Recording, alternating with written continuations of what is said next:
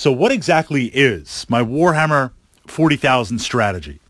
One of the great things about 40K, getting the most out of your model collection, getting the most out of the narrative, getting the most out of your games, is that there are a lot of different ways to build lists and a lot of really different ways to approach the game.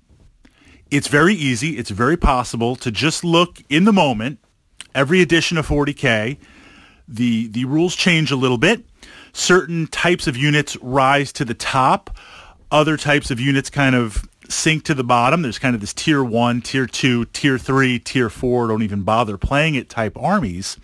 And depending on where your army falls and where the various units fall, you select the best units and you put them in. Games Workshop also naturally, this is the duality, right? They keep on pushing models and putting out models because they want you to keep on expanding your collection.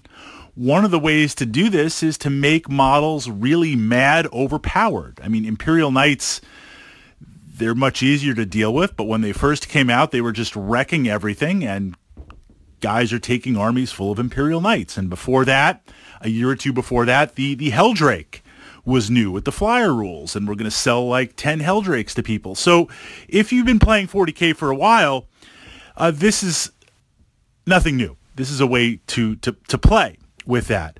Another way is to kind of look at the mission structure, right? Kind of divorce yourself from the army and say, what are the mission parameters? Now, we should always be playing the mission, of course, naturally, unless you're going for Coronate Glory, then every mission is the absolute same, just take skulls for the Skull Throne. But when we examine the mission, we find where this idea of the rule structure breaks down, and there's certain units that are going to give you an advantage to playing that mission. Well, you take it that way. You play it that way. A lot of really different ways to explore. The way that I like to explore 40K, and I say that because I've been enjoying this hobby for many years. I've had many glories and have won many games.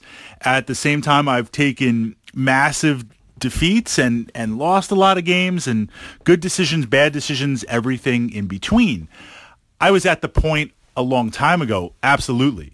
Look, my ego is there, right? I want to win. Winning validates that you're doing something correct. And you and I playing a game together, I want us to create something special. I want us to create this reality in the moment. But I'm going to do my best to win, as you are.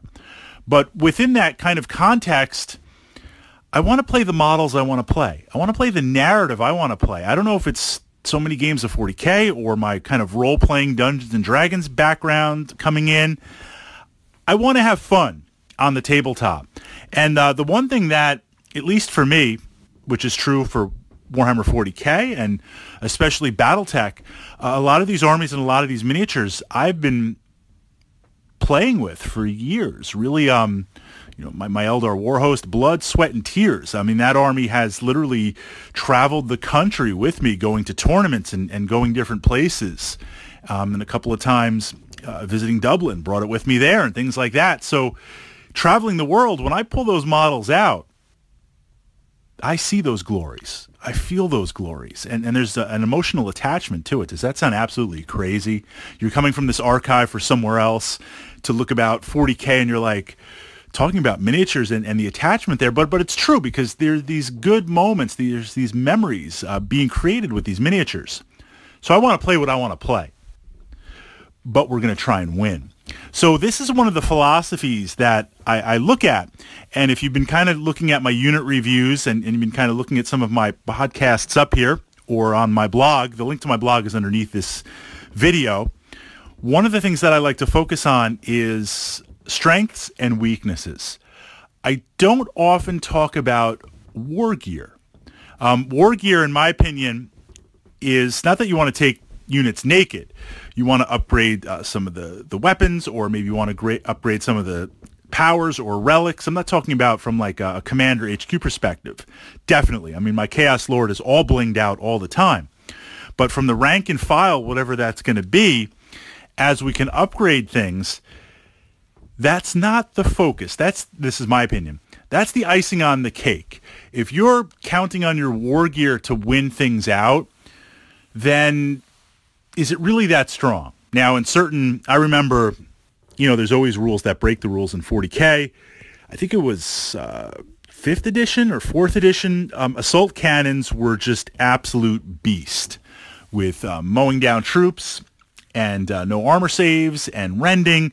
So you saw Space Marine armies basically taking everything with an assault cannon. And when they kind of reworked the Razorbacks, just assault cannons everywhere. So sometimes the rules, yes, absolutely, Fritz, you're wrong. The rules favor certain weapons. You're going to take those weapons on there. But as a whole, I want to look at the unit. So what I do in order to play the models that I want to play, I have this checklist of 3 things. The first, and this applies to any army, it's modified slightly by your tactics and what you're trying to do. What's the plan for this unit? If I'm going to take a bunch of assault marines, and this is leading into my next podcast, my Hive Tyrant and my flying meat sacks, my gargoyles, they're one and the same. They have to work on this synergy. So I wanted to kind of lay that framework. But in doing that, I'm like, you know what? I should push this podcast up to the archive because we definitely want to get a different perspective on there. So the first thing, what is this unit going to do? What is my Hive Tyrant going to do? What is a bunch of Assault Marines going to do? What's the plan on the table? And the plan could be I'm going to run forward and put you to the bolt pistol and chainsword. How are we going to do that? Well, we'll keep that in mind. It could be they're going to be a later cleanup crew. We talk about how at the beginning of the game of 40K, you're the most powerful. Your army is the most powerful. You have the most options, the most choices. Turn by turn, you get weaker, you make a lot of mistakes, your opponent gets lucky, you blame the dice, you get a new set of dice, you blame those dice. You're getting weaker and weaker. At the end turns of the game, it's hard to know exactly when that is. You got to see how bad you're losing units and your opponent is losing units. 40K is the only game that you could have 99% of your stuff wiped out and still somehow win. But this is where I bring in a unit as a cleanup crew. So they're going to hang back and hide. They're not necessarily that powerful. Think about a big group of assault marines, no upgrades, just naked. End of the game, they're pretty potent. They've got mobility. They've got some good shooting if it's 3 or 4 models left on the table in a small unit that your opponent has. They're good in the assault on there. So that's this idea of a cleanup crew. They're going to hang out. They're going to activate to the end. Are they there to engage the flanks? Are they there to lock down your opponent in the deployment zone? All these tactics for 40K. What is the goal of the unit? So that's where I start. What is this unit going to do? Then I look based on the normal weapons that it comes with, the profile, and where it kind of fits in that rule structure. What is it good at? What does it do well?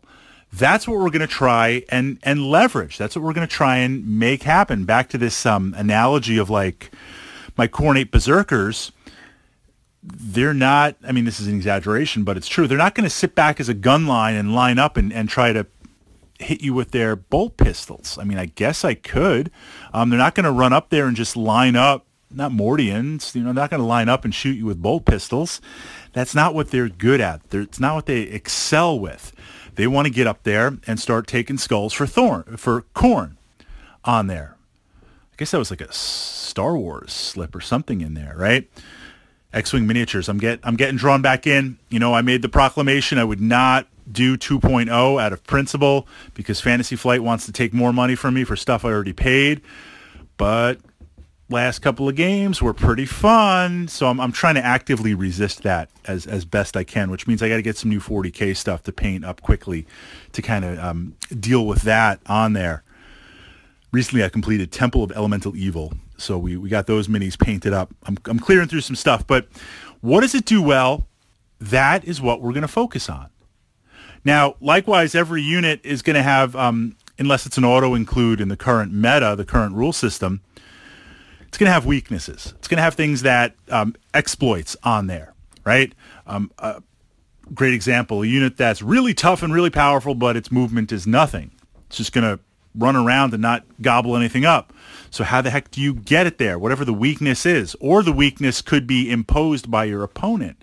Your opponent could say, Fritz, I can't let you bring in that Chaos Lord. So no offense, and this happened in a recent game, he got blasted off the table turn 1. A lot of dudes dropped in, surrounded him, is the closest. It's a very sad face. I can't be angry. They had to do that, you know, and I gambled. Do I kind of hide him somewhere? But no, I need to be aggressive because he's a Khornate Lord and Khorne is looking at me.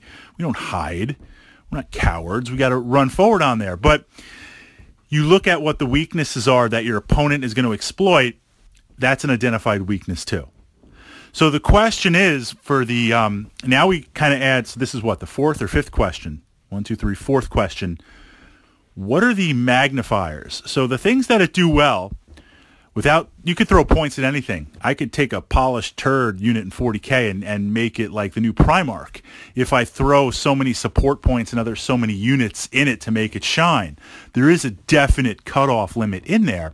What I'm looking to do and say, okay, what it does well and what its weaknesses are, can I have it work with a couple of other units to magnify its strength and minimize its weaknesses? That's where my Hive Tyrant, Walking Hive Tyrant, and Gargoyles come in on there from my old Tyranid collection on there. It's got some synergy. It's got some stuff.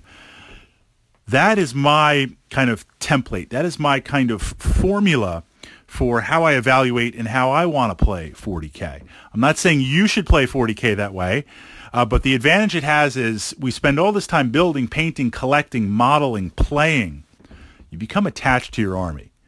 And yes, we want to win, but life is too short to play armies and to play miniatures you don't want to play. So look at what you want to do, make it happen, and then start asking those questions. What's the plan? How are we going to do this? How are we going to make it happen?